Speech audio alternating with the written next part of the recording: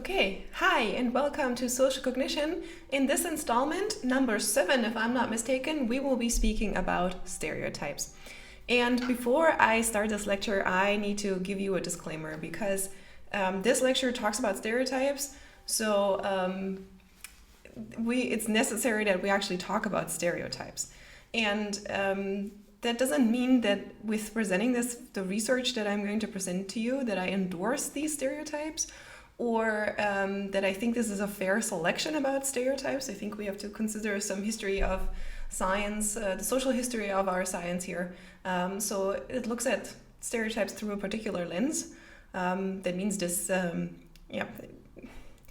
think often it's a bit of an unfortunate selection of the types of stereotypes that are studied, or at least it's a one-sided type of lens through which this research often looks.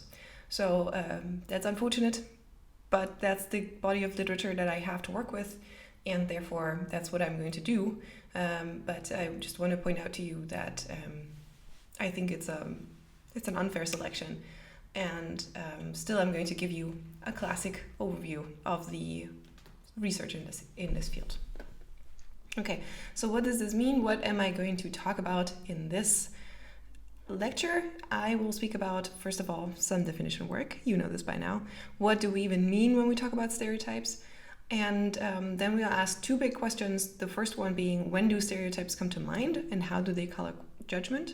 So we'll talk about what happens when stereotypes compete and when stereotypes are activated and applied. And then we will also try our hands at answering the question of why we stereotype. So 2 points we'll focus on there will be processing ambiguous information and talking about self-affirmation. Then we'll take a quick detour to talk about stereotype threat, but you will find that this is going to be more of a topic in the work groups than in this lecture. And finally, we'll talk about some implicit measurement for stereotypes that people hold, and we'll speak about how they can be used and how they shouldn't be used. Okay, so then let's jump right in and do some stereotyping definitions. So what do we mean when we talk about stereotypes? So stereotypes can refer to attributes of a category more generally, such as that a prototypical or stereotypical chair has to have 4 legs. Now there might be chairs that have 3 legs, but you might rather call them stool. In any case, chairs, when we think of chairs, we commonly think of chairs having 4 legs. And stereotypes take the idea that there are attributes that are commonly defined for a specific category and applies them to social categories. So, for instance, smart people might be stereotyped to have glasses. Now, this is not necessarily always true, but it's an exaggerated, overgeneralized belief. So it may be the case that it has some basis of truth, but the idea of stereotypes is that indeed they deal with generalized beliefs. So they are not able to be fine-grained enough to make statements about specific individual people, but they always make statements about categories. So in these exaggerated, over generalized beliefs, there's often an implied attitude towards a social group, and then we would speak about prejudice. So that they're in these social stereotypes, they're often colored by some kind of a subjective evaluation of this category. So there's some valence involved. There's some information often involved about whether people like or dislike or approve or not of this category. And there are also often then implied behavioral consequences, which is what we would then call discrimination. So following from the attitudes and the commonly held beliefs about a group or a social category might follow behavior towards the group that is different than behavior to other groups. So if you want to take a more systematic look at this, that means stereotypes basically live in this triangle between beliefs, behaviors, and attitudes.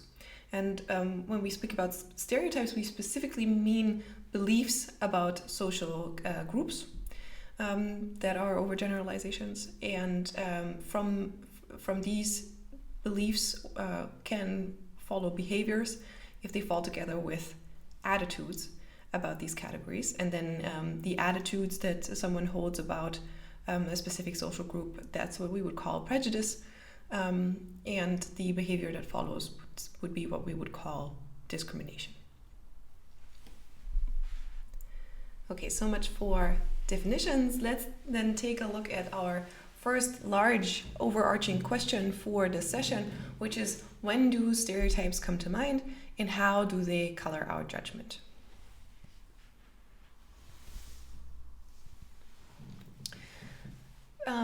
I want to first bring up the idea that sometimes stereotypes compete.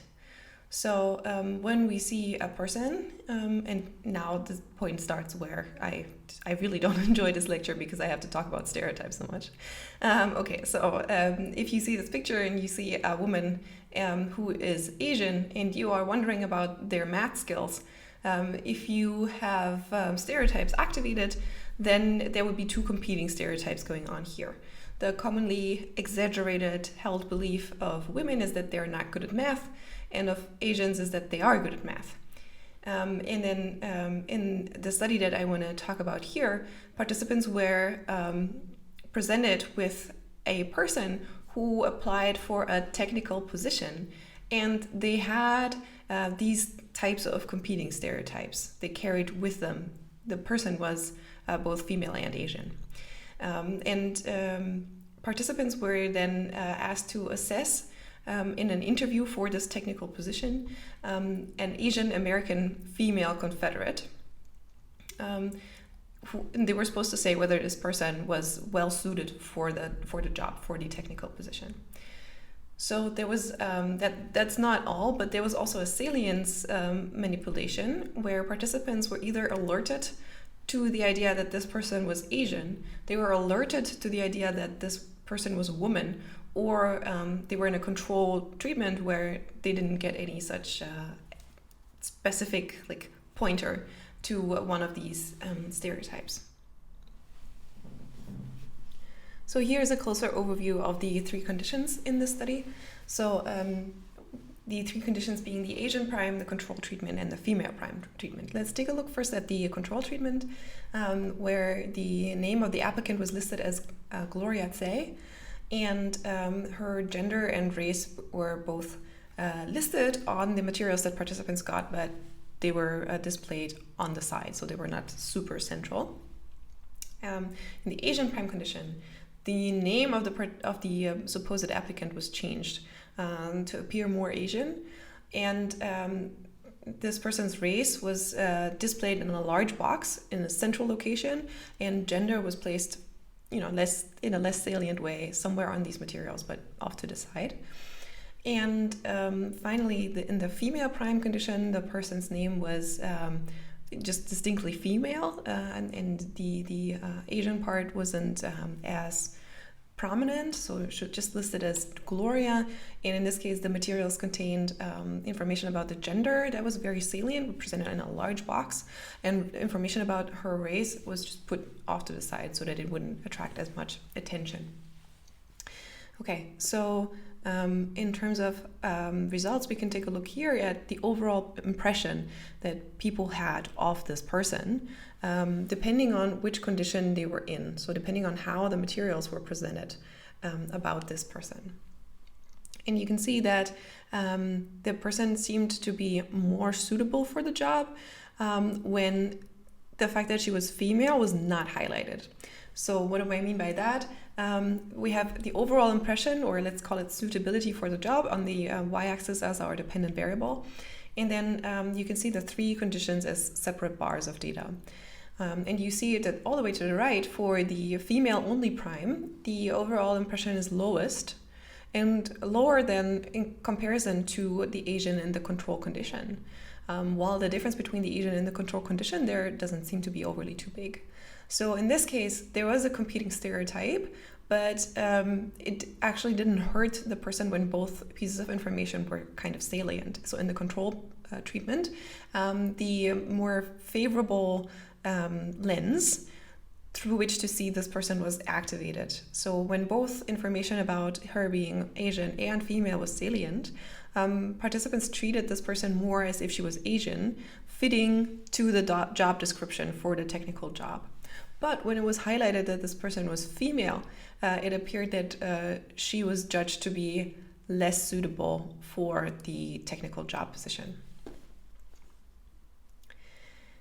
We have a different dependent variable here, which would be the willingness to hire. And we can see a bit of a similar pattern, just that now we also see a difference between the Asian and the control condition.